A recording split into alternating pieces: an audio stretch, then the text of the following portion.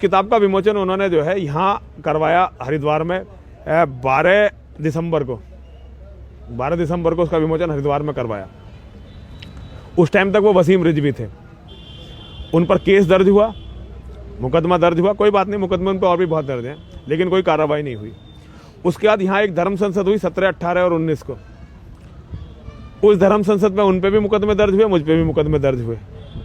अभी 2 दिन पहले उन्हें गिरफ्तार कर लिया गया और मुझे छोड़ दिया गया।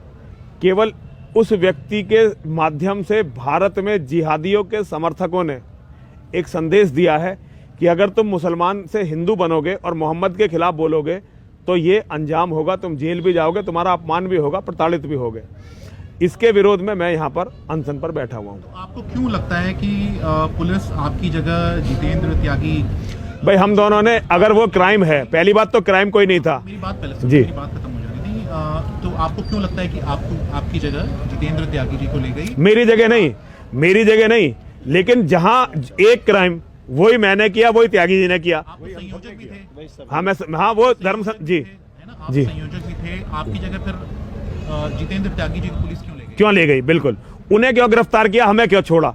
पूरी कानून व्यवस्था के सामने, पूरे लोकतंत्र के सामने, पूरे संविधान के सामने, जिस संविधान की बहुत लोग दुहाई देकर इस देश को इस्लामिक बनाना चाहते हैं, मैं ये प्रश्न रखना चाहता हूं कि एक व्यक्ति ने एक अपराध नहीं, तो ये प्रश्न तो आप उत्तराखंड की सरकार पर रखें। तो हम किससे? तो तुम्हारे सामने अनशन थोड़ी कर रहे हैं, हम बीबीसी के सामने अनशन कर रहे हैं क्या? उत्तराखंड की सरकार के सामने तो अनशन कर रहे हैं। अनशन बीबीसी के सामने है क्या हमारा? मैं उसी एग्जैक्टली बोल रहा हूँ कि आपकी जो उत्तराखंड पुलिस ले गई, उत्तराखंड की पुलिस आपकी जगह क्यों जितेंद्र त्यागी? तो यही तो पूछना चाह रहे हैं भाई हम, इसीलिए तो अनशन पे बैठे हुए हैं। उत्तराखंड नहीं है क्या ये? हरिद्वार गंगा का किनारा क्या उत्तराखंड में नहीं है?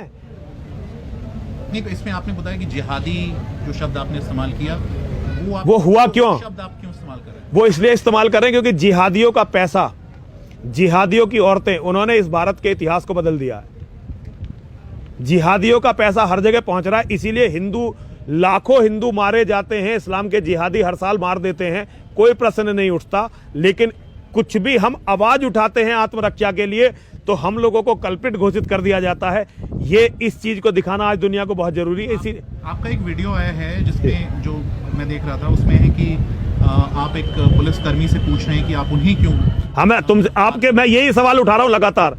सवाल बदला नहीं है मेरी बातें बदलती नहीं है। मैं नरसिंहानंद हूं, मेरी बातें बदलती नहीं है। मैं जब भी यही पूछा था, आज भी यही पूछ रहा हूं कि उसे क्यों, मुझे क्यों नहीं? एक अपराध दोनों ने किया, एक को गिरफ्तार कर लिया, एक को क्यों नहीं किया? यही पूछ रहा हूं। पूरी व्यवस्था के सामने, पूरे संविधान के सामने, उत्तराखंड सरकार के सामने, भारत के न्यायपालिका के सामने प्रश्न यह कर रहा हूं मैं कि उसे क्यों गिरफ्तार किया, मुझे क्यों नहीं किया? एक जो सोच है वो ये कि चाहे पुलिस उत्तराखंड की हो, चाहे उत्तर प्रदेश की हो, आप पर बहुत सॉफ्ट है।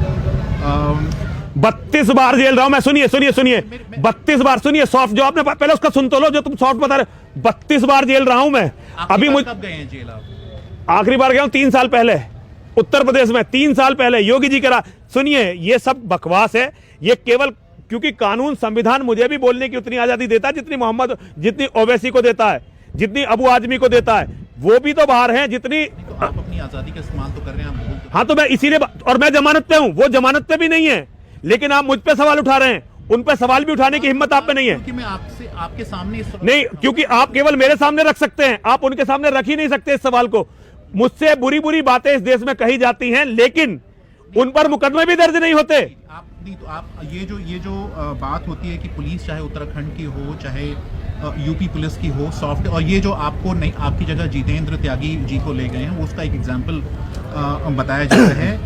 ये जो FIR हुई जिसमें आपका नाम बाद में जोड़ दिया गया, काफ़ी कहा जा रहा है कि काफ़ी जैसे कि हल्ला हुआ कि जो धर्म संसद हुई, इसमें जिस तरह की बातें कही गई, हेट स्पीचेस हुए, उसके बाद आप हेट स्पीचेस किसे मानते हैं? पहले मुझे हेट स्पीचेस की परिभाषा बताइए। पहले बात समझ लीजिए, पूरा कर लें।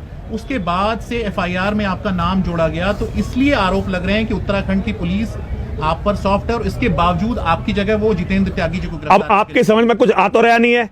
अगर पुलिस सॉफ्ट है तो पुलिस से पूछो। मैं तो खुद ये पूछ रहा हूं भाई, उसे क्यों कर लिया, मुझे क्यों छोड़ दिया? क्यों सॉफ्ट हो मुझ पर? क्यों सॉफ्ट? एक मिनट स्वामी जी सुनिए, क्यों सॉफ्ट हो भाई मुझ पर? क्यों सॉफ्ट हो? आपको क्यों लगता है सॉफ्ट है? मतलब नहीं, मुझे नहीं लगा सॉफ्ट हो। वो मेरे साथियों को तोड़ना चाहते हैं, मुझे कल्प्रिट घोषित करना चाहते हैं। वो ये चाहते हैं कि मेरी इमेज बिल्कुल खत्म हो जाए। वो चाहते हैं कि एक मुसलमान, इतना प्रबुद्ध मुसलमान जो हिंदू बना, मेरे पर विश्वास करके उसका विश्वास टूट जाए और दोबारा से वो इस्लाम में चला जाए। ये मुझे जड़ से खत्म करने की साजिश है, जिसमें बहुत सारे लोग शामिल हैं। जो तुम कह रहे हो वो मैं कह रहा हूं। तुम तो बाहर बैठ के कह रहे हो, मैं तो अंदर बैठ के कह रहा हूं। कहीं भी सॉफ्ट नहीं है, हर जगह मारने की कोशिश है। मेरे पास सिक्योरिटी नहीं है प्रॉपर, जिस तरह की आज तक आपने बीबीसी ने कभी ये नहीं सिखाया कि मौलाना रोज खड़े होकर कहते हैं। आपके डासना मंदिर में 22 से 28 मंदिर में है, लेकिन मैं मंदिर में रहता कितना हूं? चलो रिकॉर्ड तो देखो, मंदिर में रहता कितना हूं। आप ही के लिए तो सिक्योरिटी, मेरे लिए सिक्योरिटी नहीं है, मंदिर के लिए सिक्योरिटी है। जो ऐतिहासिक मंदिर है जिसमें लाखों लोग आते हैं, उस मंदिर की सिक्योरिटी है। मैं डासना मंदिर में ज्यादा से ज्यादा महीने में 2 या 3 दिन सोता हूं, केवल 2 या 3 दिन महीने में सोता हूं। और मुझे क्या सिक्योरिटी दी गई है? 2 गार्ड हैं, जबकि मानव इतिहास में सबसे बड़ा इनाम इस्लाम के जिहादियों ने मेरे सिर पर रखा है।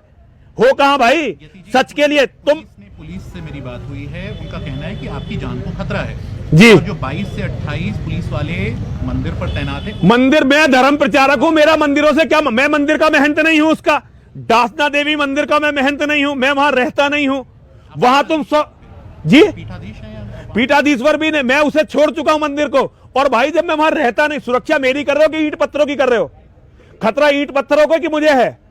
ये सब ये मुझे मरवाने का षड्यंत्र है। इसके पास गए हैं कि ये जो 1000 पुलिस को रुपए महीने के खर्च हो रहे हैं सुरक्षा पर, आप विथड्रॉ करिए। अगर आपको पता नहीं क्या इस बात का, फिर आप इंटरव्यू किस बात का?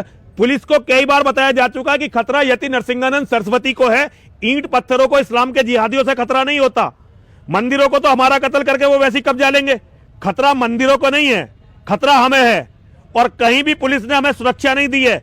ये हमारे षड्यंत्र की कोशिश है। पुलिस पूरी कोशिश करती है कि हम जेल में चले जाएं। कुछ लोग, हो सकता है व्यवस्था में कुछ ऐसे लोग हो जिनकी सिंपैथी हमारे साथ हो, लेकिन हम पर मुकदमे कम दर्ज नहीं हो रहे हैं।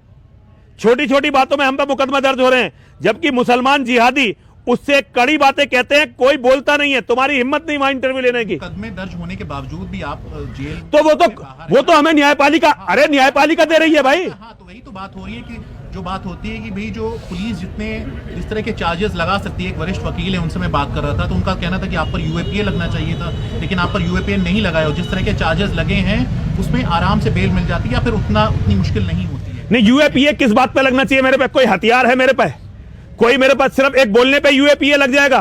तो फिर तो इस हिंदुस्तान में आधी जनता जेल में होनी चाहिए। कुछ मैंने आतंकवादी किसी गतिविधि में मैं संलग्न आज तक पाया गया हूं, मेरे फोन कॉल की डिटेल से कोई कत्ल हुआ हो, कोई अपहरण हुआ हो? यति जी, आप जिस प्रदेश में रहते हैं वहां पर आरोप है कि पुलिस चाहे एक ट्वीट पर भी, तो ये पुलिस से पूछो ना। ये आपके थोड़े बहुत पढ़े लिखे हो या बिल्कुल जाहिल हो, पुलिस से पूछो ना पुलिस क्या कर रही है। मुझसे क्यों पूछ रहे हो ये बात? मेरे वकील काम करते हैं जिन्हें मैं लाखों रुपए पे करता हूं साल में। मेरे लिए एक पूरा सिस्टम काम करता है, मेरे शिष्यों का, जो मुझे बचाने का प्रयास करता है। पुलिस की बात मुझसे क्यों पूछ रहे हो तुम? नेताओं की बात नेताओं से पूछो, मेरी पीड़ा मुझसे पूछो। मैं एक गाजियाबाद पुलिस के नाम से बोलना, नाम से ऐसे नहीं। फिर मत नहीं बोलो, मत पूछो।